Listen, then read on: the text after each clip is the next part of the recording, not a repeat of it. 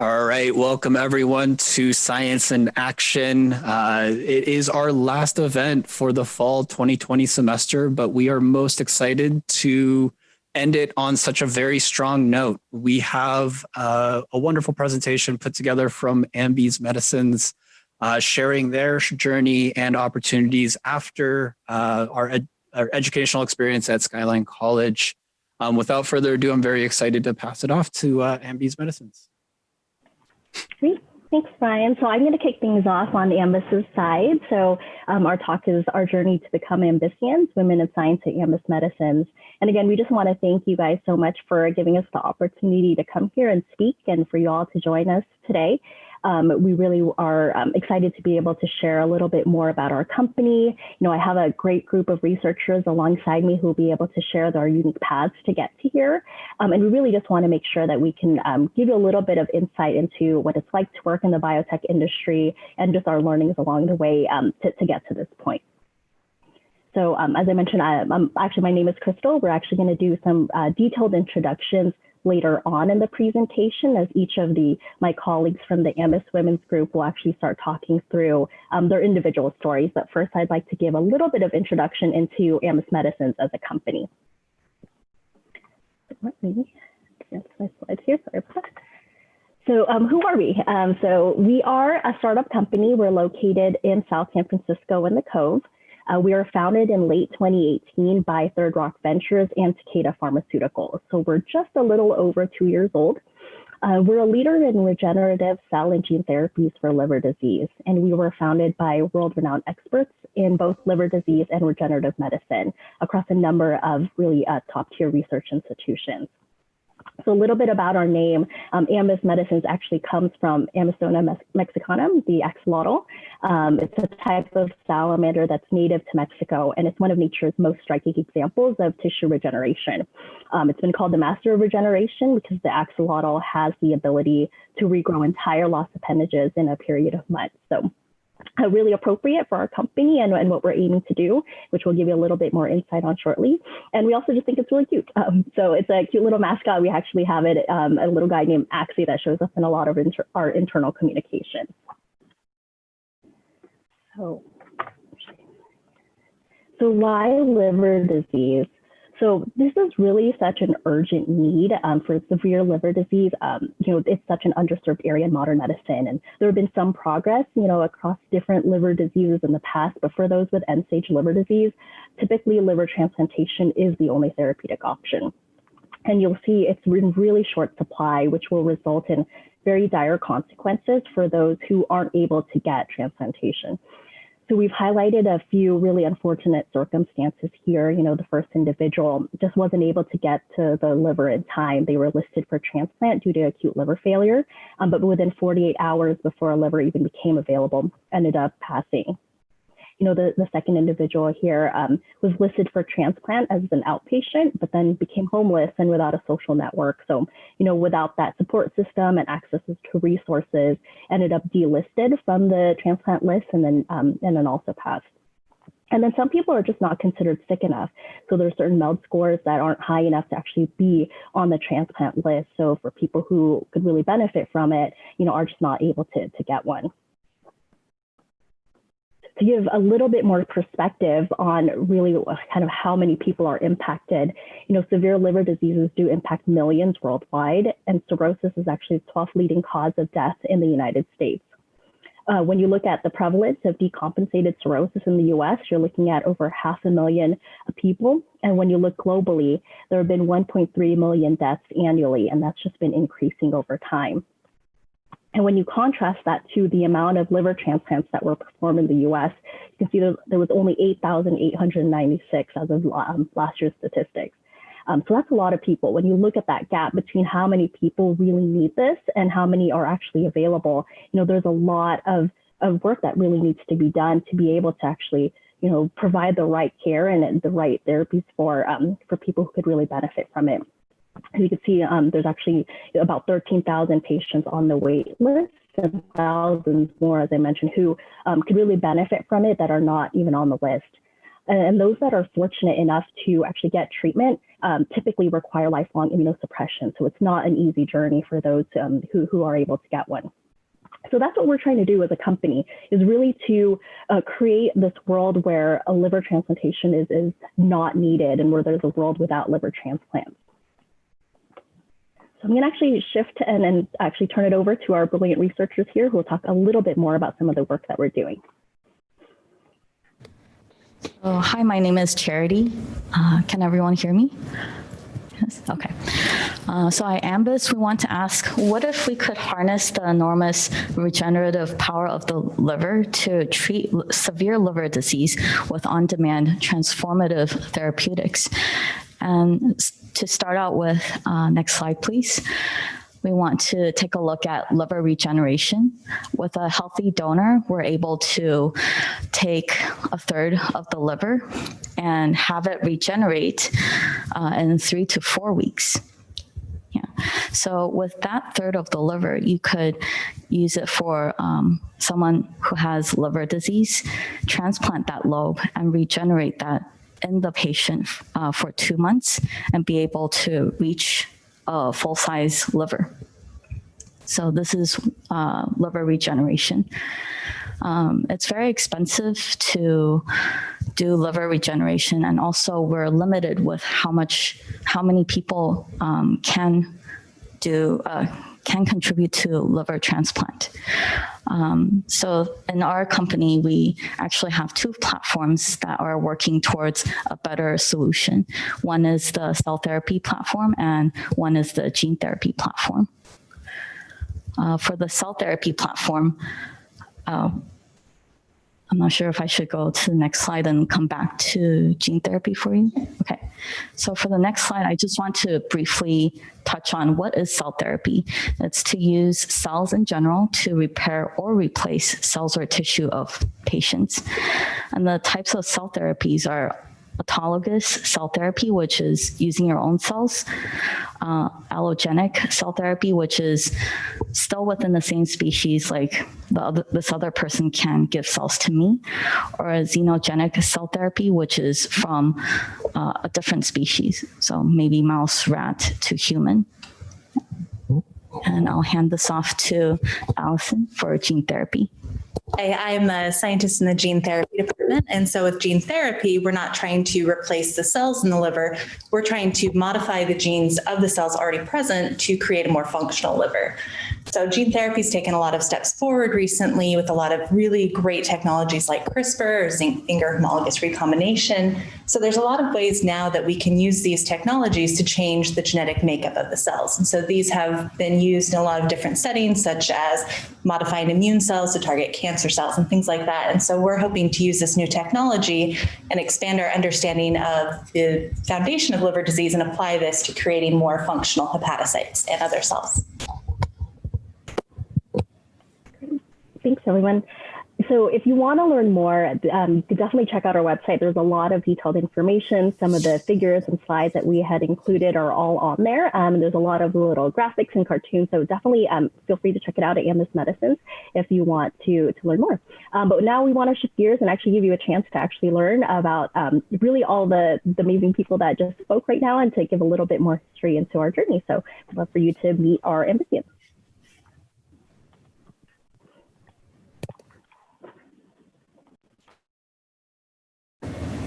Hi, yes, thank you, Crystal. Yeah, so now we want to just to talk to you more about ourselves and how we start our journey and actually being an ambition, which is being part of Ambys Medicine, this amazing company that is trying to, bring different treatments for liver diseases. My name is Carolina, and I'm associated scientist of the biological and assay development group. And I started my career, I'm from Colombia, and I'm a major in chemistry. And I started my career there a few years ago. And then I started looking for different ways that I can apply chemistry, but in biological systems. And this is how I started my journey and came to the United States with an internship. And this was one of the great opportunities that opened up to be in the US and be able to be part of like amazing discoveries. So I spent some time in University of Florida and did my internship program, and also I stayed there for a little bit to have a post-bac for a couple of years. After that, I got my first job at the Mayo Clinic in Jacksonville, and I specialize in AAV production, which is one of the base platforms of gene therapy. It's a virus that you can use to deliver genes in different biological system models and even humans, and it's been approved also for human treatment. After that, I moved to University of Florida, being a senior biological scientist and a gene therapy platform, working more into the neurodegeneration, and also applying gene therapy to try to discover new targets that can help, diseases such as Alzheimer's and Parkinson's. After that, I did my jump from academia to industry, and I started a company here in the Bay Area called Alverum, which I also was part of the gene therapy team, but more in capsid AAV development. And then I started Ambys Medicine as an associated scientist, and actually I'm now part of Biological Work, which is a group that support assays for either research or for the potential products. And next slide. I just wanted to highlight my academic experience. This is two of my, biggest roles was at the Tall Goldie Laboratory, and this is like working in neurodegeneration. And this is when I actually have one of my specialized skills, as I describe it, and learning about AAV and how you can use the viruses to understand the role of an immune system in neurodegeneration was a key role that I played in the lab. And it was really, really fascinating to apply gene therapy to different systems and see how that can be translated into human diseases. And that's what actually gave me all the basis to move into industry and start having actually bringing those base science experience to actually a product that can be delivered to patients. Next slide. So one of my basic learnings in my career was when I was in undergrad, I did a thesis and I have lab experience. I think that is really basic for you studying your career and have been exposed to a lot of different, fields. Internships are that platform that you can use just to go into your first job, right? And all over the career is gaining skills in different areas, and collaboration with different people will expose you to more of the different aspects of the biology, and you can actually pick something that you really like and that can make your career, that help you with innovation. This is what we all want to do. We want to have different things that we can bring to industry and innovate, especially in diseases that have no cure. Your community, always give back to your community and have your network together, have leadership courses if you can, and management. That is really key for industry and for the biotech world.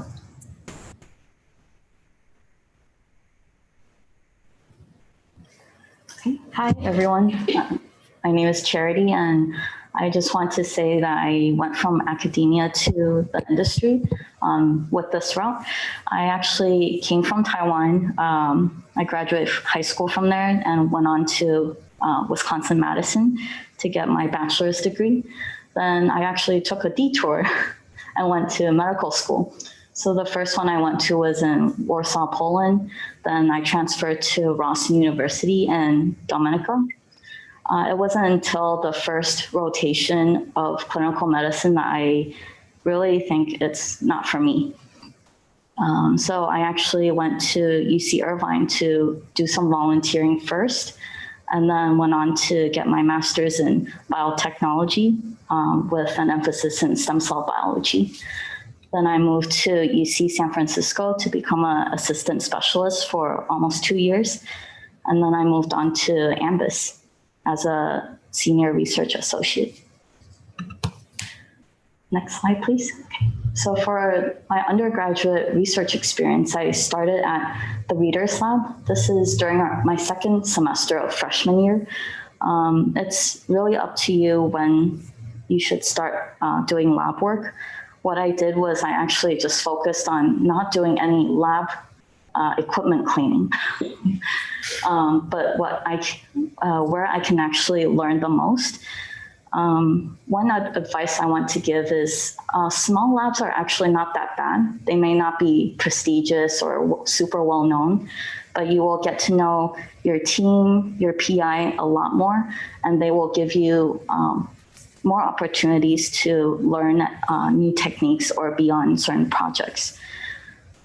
So at this lab, I actually worked with birds, and at first there's a lot of different tasks like quantification or nail clipping of birds, all sorts of random tasks. But I've been there for 3 years, and that's when my mentor, Sarah Jane Elger, actually said, oh, let's work on a project together, and we got a paper out of it. So definitely remember to make connections and maintain them. So I'll come back to this in the last slide. Next slide, please. So for my graduate research experience, I volunteered first at 2 labs. I wanted to test things out if doing lab work was right for me.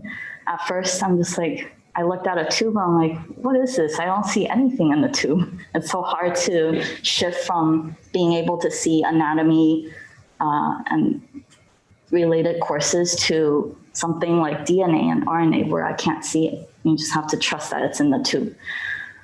So after volunteering at those labs, I decided to join the biotechnology master's class to study more and get a degree. So during this time, I actually joined the Wong lab again, but I also was at the Aswan lab for the summer and continued to also do some lab work. And interestingly enough, we got a paper out of the Aswan lab. So I just want to give an advice to be flexible, and sometimes one lab may not be as good of a fit as the other. So sometimes you can join both labs and see which one is a better fit for you. And also, if you're interested in teaching, look for TA opportunities. I really loved teaching back then, so yeah, that's something to look forward to. Okay. And then for the postgraduate experience that I had was at the Hebrew lab at UCSF. This is part of the Diabetes Center, and I worked with stem cell differentiation into beta cells. This has to do with being able to just like part of curing diabetes, and also work with kidney capsule transplantation. As through this opportunity, I not only worked with my own lab, but we also had many collaborations with other labs. So it was definitely a great opportunity to be part of different projects at this time. And so for this one, I would give advice on learning more techniques and the science behind the projects. Sometimes tasks may be a little tedious, but just be willing to accept them. Sometimes it may come in handy later. Next slide, please. Okay.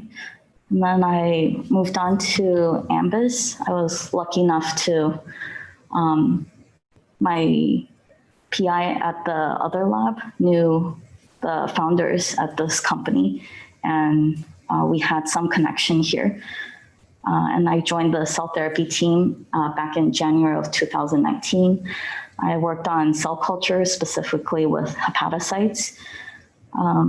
So I just wanted to go back to that first slide where I said to maintain connections. Oh, it's okay, Crystal. So you never know when the hard work you put in could pay off 8 years later after that first paper, where my PI was asking, oh, would you like to be on this paper? Because we did use your data. So even Ambys benefited from this paper being mentioned here.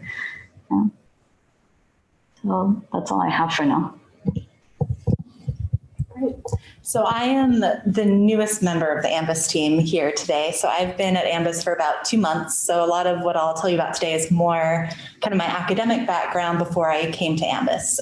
So just to do a brief overview, I did my bachelor's degree at Brigham Young University studying physiology and developmental biology. And that's really what started me into this area. If you'd asked me in high school what I wanted to study, it was not science. But when I got to college, I found that that was actually the part of the courses that I enjoyed, was learning how things worked and applying that. So I got my undergraduate degree there, and then I wanted to continue researching. So I went to University of Utah to get my PhD in human genetics. Following that, I wanted to expand what I was working on. So I did postdoctoral work at the University of Pennsylvania up until October. And then I moved across the country to California. And now I work here at Ambys, and that's been really great so far. So to kind of just tell you a little bit more about each step and kind of give you what I think would be useful advice, hopefully following these steps, what I've learned. I started at BYU doing undergraduate research as a junior. I started in the lab of Dr. Robert Siegmiller, studying using a mouse model of osteoarthritis. And so it was a great opportunity to get started.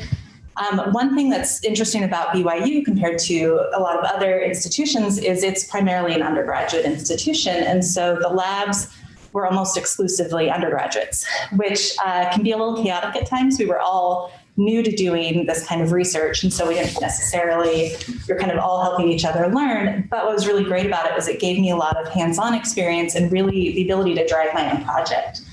And so that was something that really helped me learn a lot. And then another thing that was great about this institution, and I think a lot of other universities probably have similar opportunities, is that we were able to, a group of us, apply and receive an undergraduate research grant. And this was something that was really useful applying for grad school and things like that. As you move on in academia, you want to be able to show that you can write a grant, you can get funded. So much of what you can do depends on how that you can convince people that you can do this research. And so it was a great opportunity to just get practice with that.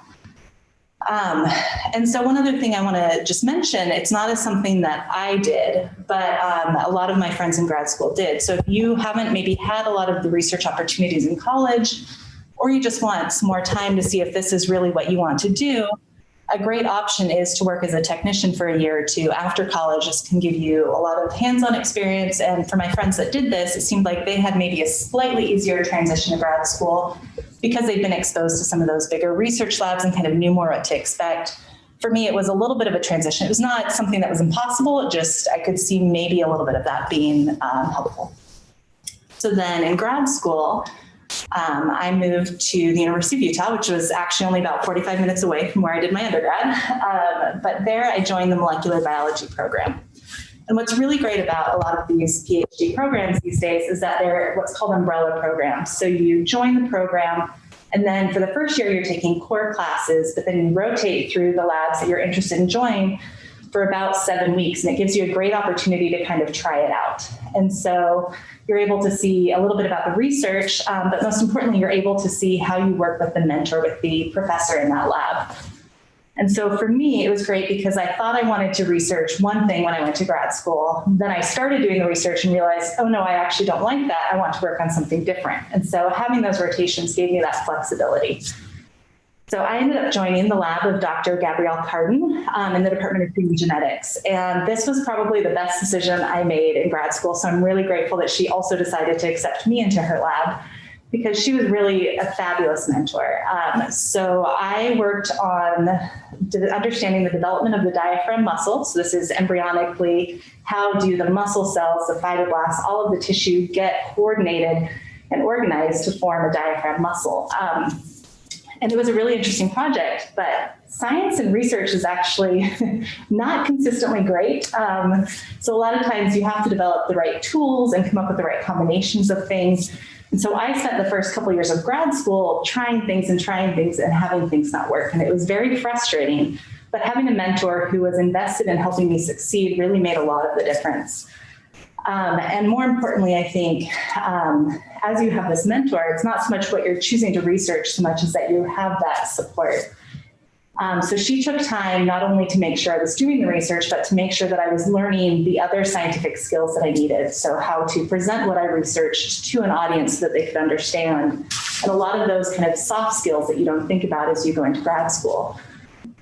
So what I would say from what I learned and what I saw of my fellow students in grad school, the most important thing really is your training. So make sure you're choosing somebody that you can work with, but also somebody that really wants you to succeed. I saw people join labs because they're like, oh, I really like this research and I can probably handle this professor.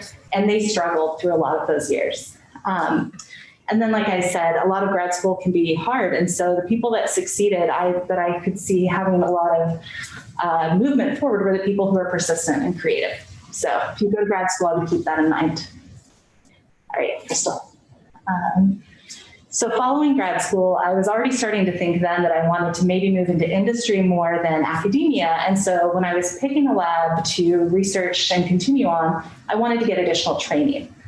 And so what I was looking for specifically was a lab that was researching regenerative biology, as this could be something that was more applicable to an industry setting, to developing therapies and things like that. So I joined the lab of Dr. Ben Stanger at the University of Pennsylvania, and it was a really great opportunity. So in this case, you might want to think about, in terms of a mentor here, someone who gives you a little more independence. And that was something that Ben was really great at. So I had the flexibility to study what I wanted. He was very supportive of trying out, new cutting edge technologies, really expanding what I knew and what I could work on. And so this is something that, not all people do a postdoc before moving to industry. But for me, I think it was really helpful because it helped me expand my skill set and what kind of knowledge I had. So then as I transitioned to industry from academia, why I ended up deciding to move fields is because I felt as I progressed in academia, I became a little more isolated in what I worked on. So what I did was important to me, but not necessarily important to the world or to other people at large. And so I decided I wanted something where I could be working as part of a team, but also making a contribution. So doing something that could help others and develop some kind of therapy, hopefully in the end. So as I moved to academia or to industry, it is kind of a big jump. In academia, you're taught to study one way and kind of learn the lingo for academia. And in industry, it's kind of a different vocabulary. It's a big jump. And so I talked a lot with my advisors. So as Charity mentioned, keeping in touch, I talked not only with my current advisor at the time, Ben, but also was in touch with my PhD advisor, Gab, to learn, what advice she had or who she might know. And then I also kept in touch with former lab mates, so other postdocs who had moved on to industry, and really they're a great resource to talk to and get some advice from. Another thing that was really helpful was I actually, through my advisor, got in touch with a recruiter who gave me a lot of great advice, not on applying so much, but just companies really. So he was able to tell me about different biotech companies, what kind of their outlook was. Like there were a few where he was like, oh, well, they just had a lot of turnover in their executive branch, so you may not want to go there. So he was really great and gave a lot of good advice. And then as you're preparing for interviews and taking that next step, another thing I did that was really helpful was to talk again to people who are in industry and to really kind of learn from them what I should expect in the interviews, what kind of questions. And then they gave some great advice, which was to really think about how I could fit into the company and what I could contribute. So really, I think that as you make this transition, whatever step you're doing this at, I think you want to keep in touch with people that you've worked with in the past, get their advice, and then think about what your skills are and how that can set you apart. So, for example, I think the reason I was a good fit for this job at Ambys is because I had been doing liver research that was really applicable to my research now. So I think I fit in well in terms of the depth of my background. But the other jobs that I was looking at were really more the breadth of things that I knew, that I had a wide range of experience and background that could be applicable. So just think about, as you're looking at jobs, how you can tailor, what your skills do to help you fit into that. So, and that's what brought me to Ambys, and I've been very happy with my decision. Hi everyone, my name is Lisa and I'm a research associate for the pharmacology team at Ambys. And to give a little background on how I got my current role, I graduated from UC Irvine a little over a year and a half ago now, which is kind of crazy, I think. But during my time as an undergrad, I think you can tell that I was very heavily involved with research. From the start, during my undergrad, I thought I was going to go into pharmacy school after finishing UCI, but turns out pharmacy school was just not for me, and I really fell in love with how research was. So in my first lab that I joined my freshman year, I was a work study research assistant, so mainly handling all the lab logistics of everything and making sure everything's clean and having all the solutions in stock. But thankfully, under that lab, I had a great PhD student that taught me all the fundamentals of how to do a PCR or even do gene cloning. And from there, even though I stuck around for all 4 years of my undergrad in that lab, I transitioned over to a more research-focused lab in Dr. Luter's space in female reproductive health in mouse models. So through the Bio 199 program, which is essentially a class, I guess you would say, where you would do units for the research you would do in whoever's lab you joined. And from that, I was able to perform research on how particulate matter pollution can affect mouse ovaries, and also how alpha lipoic acid, which is a antioxidant in rescuing mouse ovaries. Those are two different projects, but they were very long and ongoing during my time at that lab.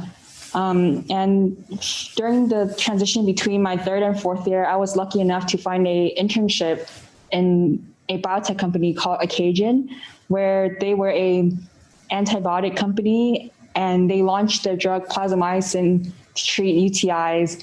And during my time, during that summer, I was able to do a gene reconstruction project on the mutations that cause possible antibiotic resistance against plasmamycin.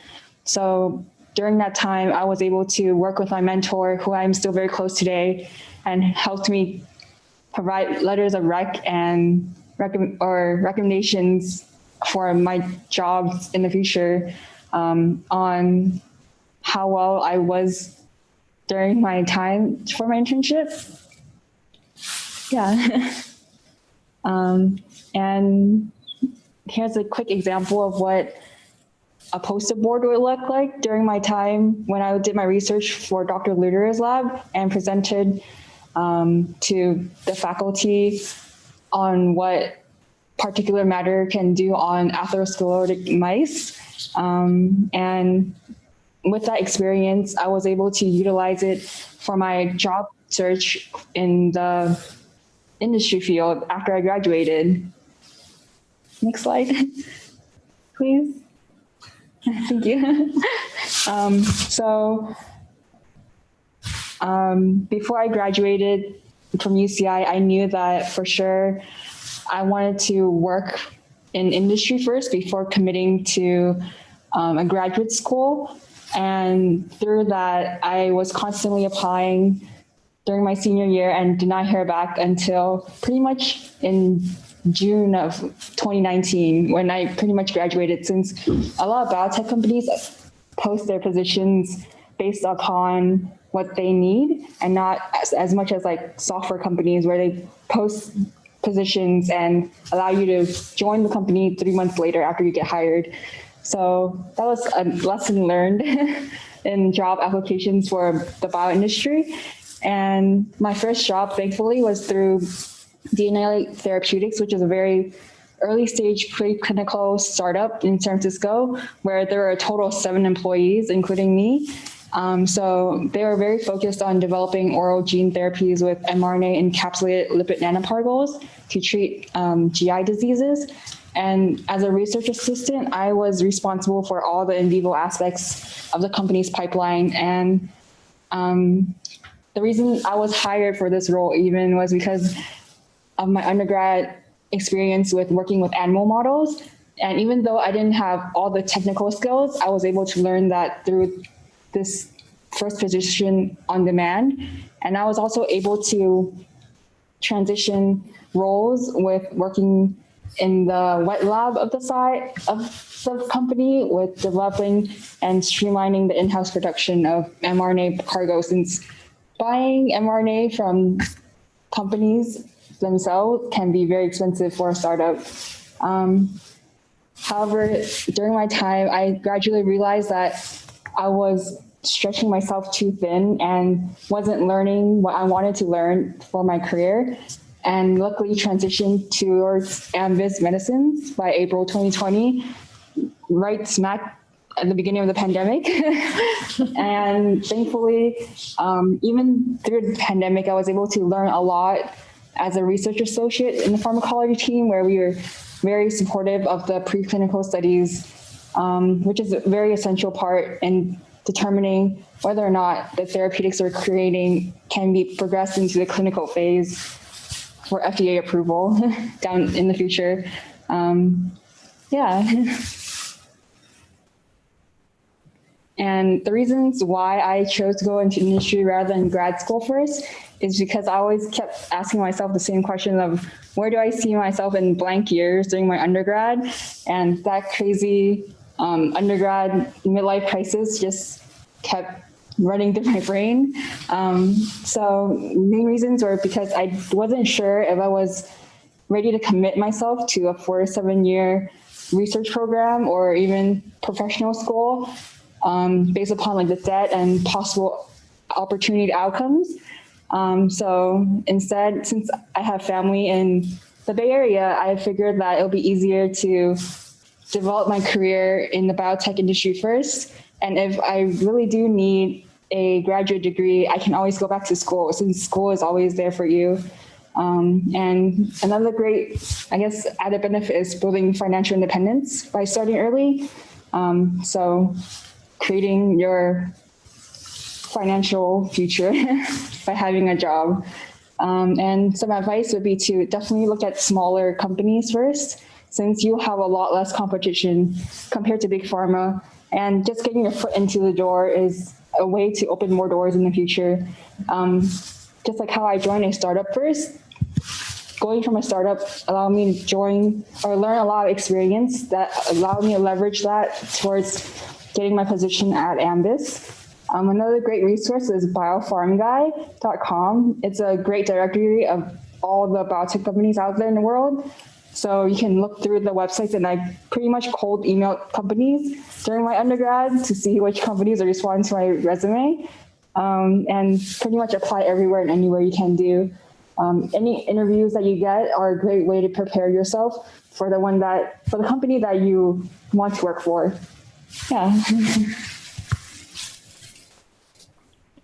Great. Thanks, Lisa. So I'll introduce myself to you all. I actually have a very different background and a very different role in the company, but I thought that I would share a little bit more about my story, especially for those who might be considering a career shift out of the lab. Maybe when they're done with school, I can kind of tell a little bit more about myself. So my name is Crystal. As I mentioned, I actually am the senior manager and head of talent acquisition, which is essentially recruiting. I actually do come from a scientific background myself. I actually went to the University of California, Santa Cruz, and I got my bachelor's in biochemistry and molecular biology. It was not as straightforward of a path for me, I will say. It's not shocking to me that I made this transition because I struggled a lot kind of in school as to what do I even really want to do with my life. And I kind of had it in my head that I always wanted to help people, and I wanted to, make a difference in people's lives and impact, people's health. So I thought I was going to go to medical school. So I went there, and I really struggled, with I would say the first year or so. I really didn't really know what I was getting into. I come from kind of a first generation college student. My parents always instilled, education and studying and working hard. And, but it was still really different kind of going from high school environment to the rigor and the coursework of a biochem degree. But somehow I finished.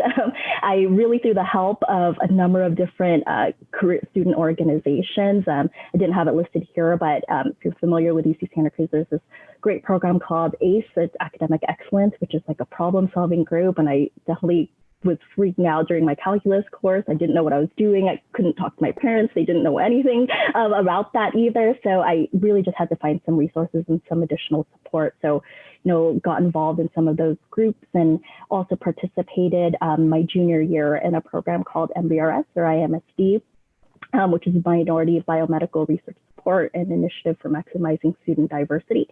So it was a program that allowed people to actually throughout the summer just rotate through a number of different labs and give you research experience outside of your coursework.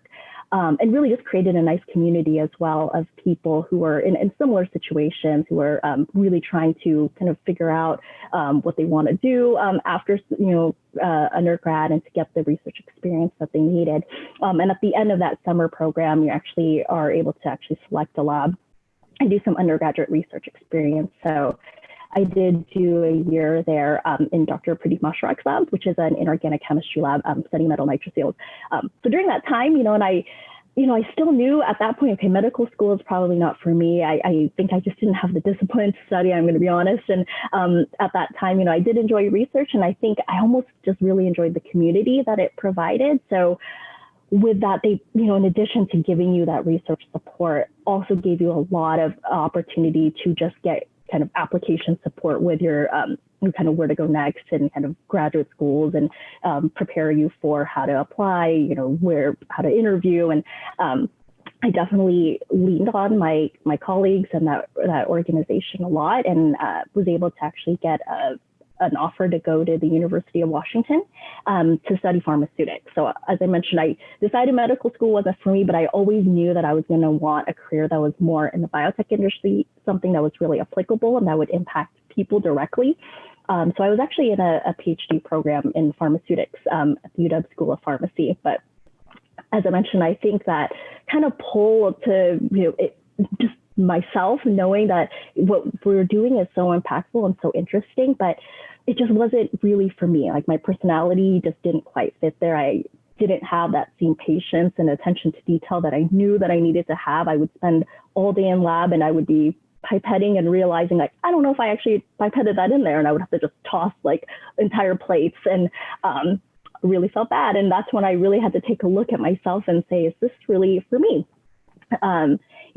I brought that up to my advisor. I brought that up to the faculty there, and they, understood and said, hey, well, why don't you try this internship? Maybe take a summer, actually look at how you can apply your work in an industry setting to see if this is for you. So I was fortunate enough to get an internship in the DMPK department at Genentech, where I, got an exposure to really what it's like. That's my first time actually seeing the biotech industry. And, I realized, there's so much there that's kind of outside of just research. And, the work that I did was actually not lab-based. It was more computational.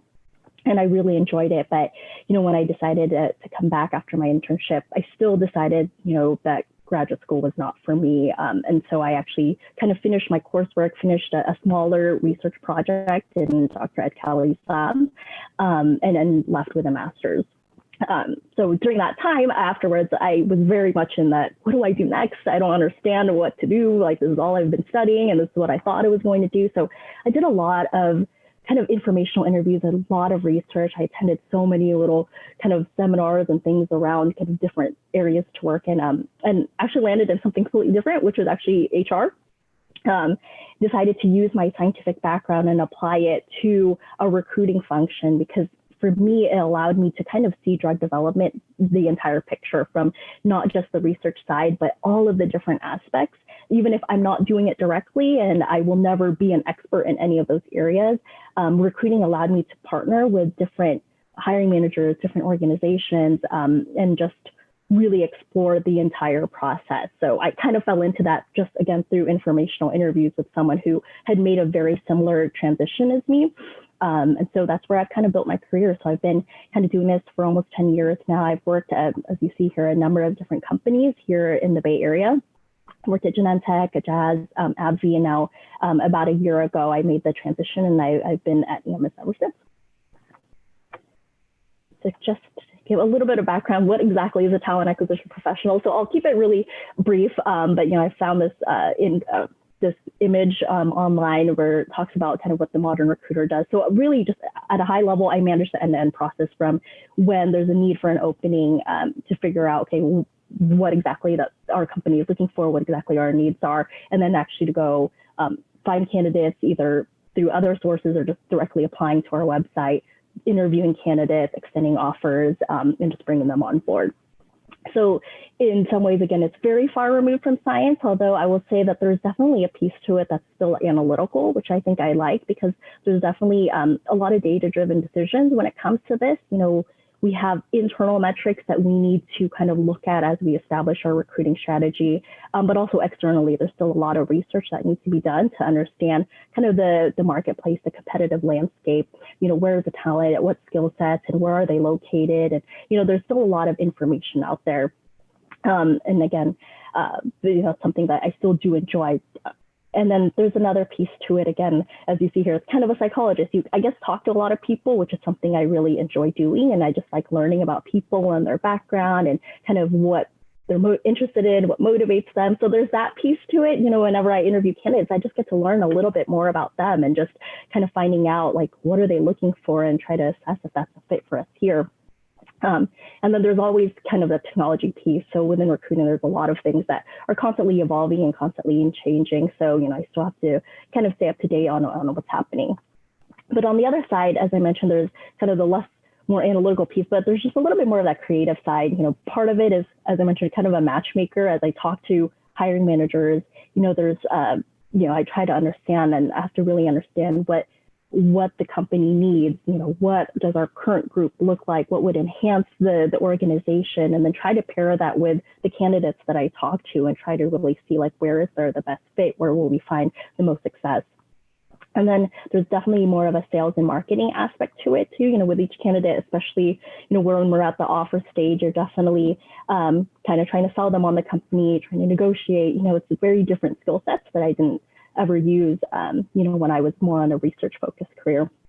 And then also with marketing, that's a competitive place right now. There's a lot of biotech companies. So kind of thinking creatively around, like, how can we stand out? How can we attract the right people to our company? And so, there's definitely that side, which again is really interesting to me. So it's really quite different than what I had studied, obviously.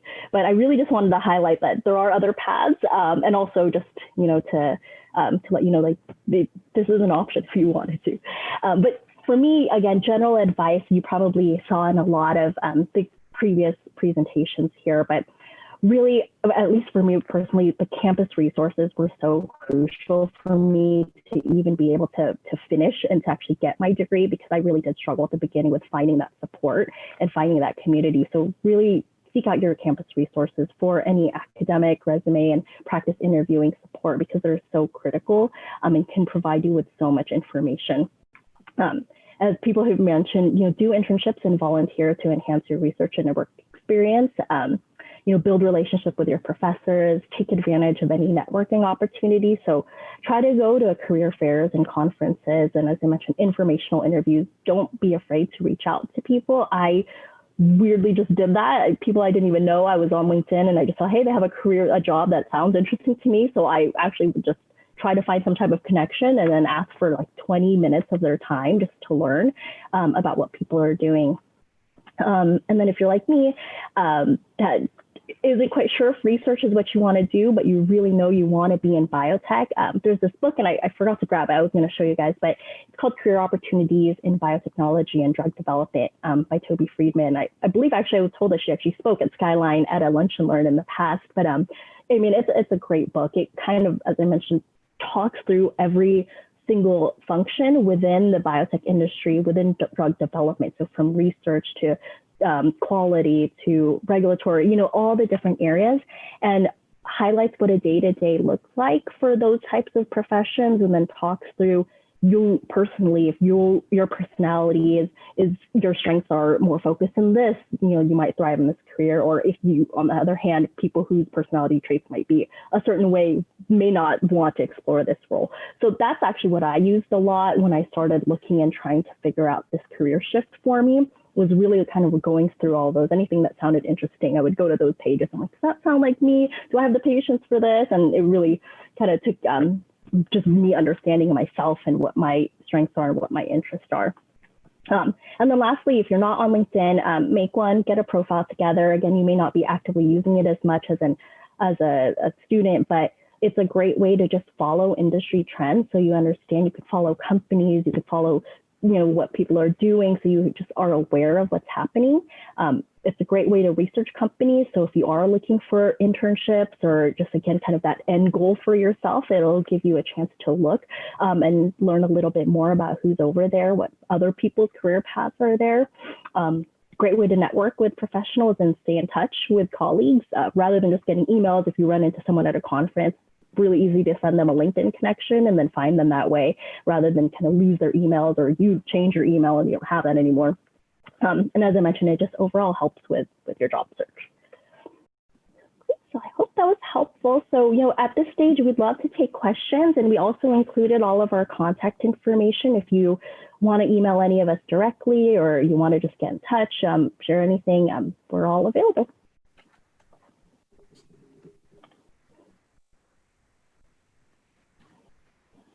Thank you so much for just taking the time with us and sharing really a lot of your educational journey, but also really appreciated the tidbits of advice at the end of each of your presentations. It was absolutely wonderful.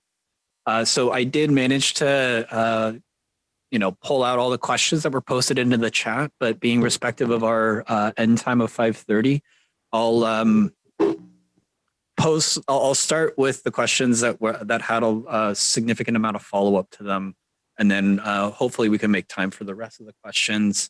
Also, for any participants on the call, if you have any questions in mind, feel free to post them in the chat and we'll try to include them as well. But the first one I want to start off with is, it starts off by saying, making the observation that there was a lot of commonality in having research as an undergrad.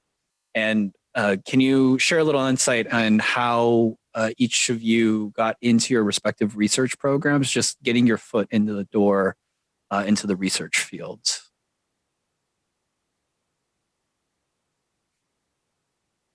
Hi, I can start. Yes, definitely that's a common way. And in my case, my undergrad program required thesis and 1 year of research experience as a requirement for graduation. So it's a little different from the US. But my experience with undergrad students where I was in the university is like a lot of them will look for the professors, like email them if you're interested in the field. It's just like, say if you have opportunities for volunteering in the lab and get them, join any of the projects. I will suggest just like you should get involved in an actual project. Like, there's a lot of things that you can do in a lab and a lot of help that is needed, but you have to stand up and be like, yes, I want to do a little part of the project where you understand what you're doing, because this can be an opening experience for your next opportunity, right? It's in an interview or in your graduate school interview, people need to know what you're done and you actually understood your project. So there's a lot of good mentor people out there, and it's just a matter of email someone and have that little connection and they will help you. I have many students coming to the lab, and as soon as you see that the students are really interested on their field and they want to have an opportunity to join the lab and do little project, most of labs that I've seen, they welcome the students. So I think it's definitely a great opportunity to learn and start learning about your relationship with a mentor and with people that you work in research. So at my university, it was kind of similar. A lot of the professors were really open to undergraduates, especially because so many of the researchers in the lab were undergraduates. So it was kind of, you would just talk to a professor, see if they had openings, and most of them did, and then they'd let you get started. But one thing I saw when I was at Penn, being kind of on the other end of it, is that there were quite a few undergraduates who wanted to research in the labs. But what really set apart the ones that did end up researching was that they'd kind of done a little bit of, I guess, background research on the lab. They knew kind of what the professor was researching. They didn't just show up and be like, hey, can I work? They actually had done a little bit of background, reading and things to kind of understand the questions of the lab. And then what I noticed made a huge difference for the undergraduates that we did have working with us were the ones who, really wanted to participate. You could tell. They would show up in lab and work hard. They would ask questions. So that's really, I think, as somebody who was working with the undergraduates, that's what really set apart the ones who were very, I think, successful and who, would ultimately leave with good letters of recommendations and things like that. For me, I actually found the lab that I eventually worked with through a newsletter.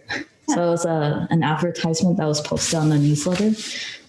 So it's not, for me, it wasn't, I was trying to find something that I'm interested in doing. It's more I slowly fell in love with what I was doing. Yeah. So definitely be on the lookout for ads out there from labs.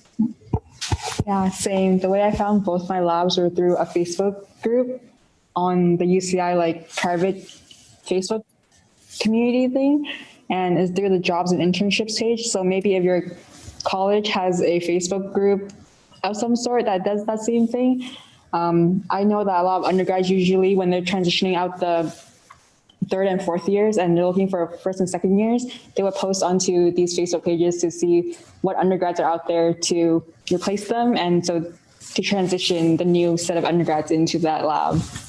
And so it happened to pretty much my labs. Yeah.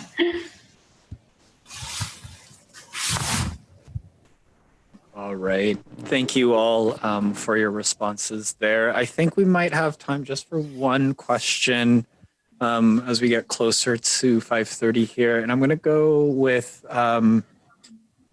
expected job opportunities. So the question goes, do you feel like there's a significantly higher barrier of entry into industry for candidates that have a master's versus PhD versus bachelor's? Do you expect this to change as the projected job growth for genetics increases in the next 5 to 10 years? I think in general, it's difficult transition in industry for everyone. I think every level.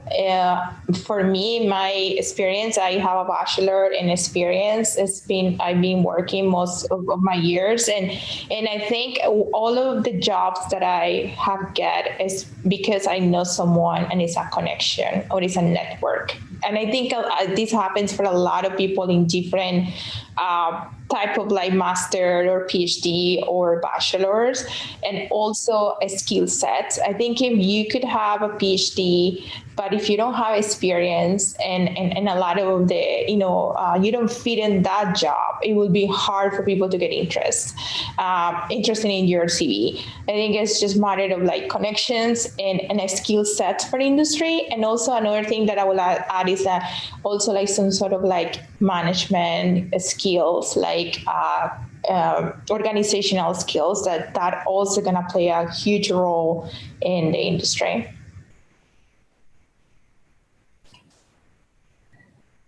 It's a little hard for me to speak to that too, just because I have only really seen my side of it.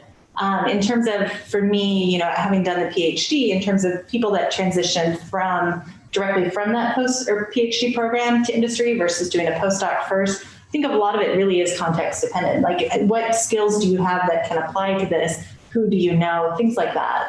So really everything that Carolina said, a lot of it is those connections and just knowing what you can add to the industry positions. So I think just a small thing to add. I've heard different rumors on maybe it's a little harder for people with PhDs to get certain positions or masters or even bachelors, depending on how many candidates, right?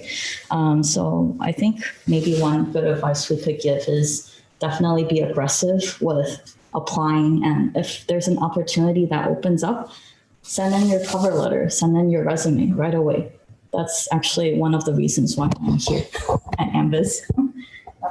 I'll also highly recommend adding a cover letter to your application, since cover letters help you expand your experience in more constructive sentences and your research, whereas a resume is just listing out pretty much the responsibilities you have, whereas on a cover letter can elaborate what you did and how it contributed to your research or your possible role in that company too. And for me, since I didn't have any connections, I literally played the numbers game with applying everywhere and anywhere until I found something. Yeah. Yeah, And then I'll just quickly chime in too. So I think that for PhDs, oftentimes the level of work that you'd be expected to do at a company, is just different than someone who's a little bit more entry level or junior in their career. So I wouldn't say it's a higher barrier of entry, but PhDs tend to be a little bit more focused. So in terms of the company and the opportunities, your experience really has to kind of directly match what the company is looking to do. But I guess on the other hand, if you are kind of a little bit more early in your career, your bachelor's or master's, a lot of times it really has to do with kind of skill sets and just the technical ability that you have, and any research experience that you've had prior. So in some ways, it kind of opens up the types of opportunities you can go into because it's a little less specialized and less focused. So that would be, I would say, the only reason why maybe it might seem like there's a higher barrier of entry for a PhD is because it's just a little bit more focused. So the opportunities to do exactly what you've been trained to do and done so many years of experience in will just be a little bit more narrow. All right. Thank you so much for sharing your insights and wisdom. Just acknowledging the time, we did reach 5:30. I want to be respectful of everyone's time. So I'll go ahead and close out the recording at this point. And thank you again to everyone from Ambys for sharing your afternoon and evening with us and sharing all of your insights and wisdom with our participants and students today. Want to thank everyone on the call for joining us for this last Science in Action event for the semester. If you want to re-watch any of our Science in Action, please visit our STEM Center YouTube channel with a playlist specifically for all of our Science in Action events. Be on the lookout for our spring semester. We're out in the recruitment process for all of our speakers to join us for our Science in Action speaker series in the spring semester as well. Thank you again, sincerely, for taking the time with us this evening. Really, really appreciate it. Thank you, Brian. No, it was a pleasure. We were really excited. I know we reached out to you guys because we really are, wanting to make connections within the local community. So really, I encourage all of you guys, stay connected with us, follow us, send us invites on LinkedIn, email us. If you have any questions, we're happy. It doesn't even need to be about a specific job that you see with Ambys or, again, just anything in general. I know we're all happy to be resources for you all. We are all in very similar situations not too long ago. So we love to be able to provide some support.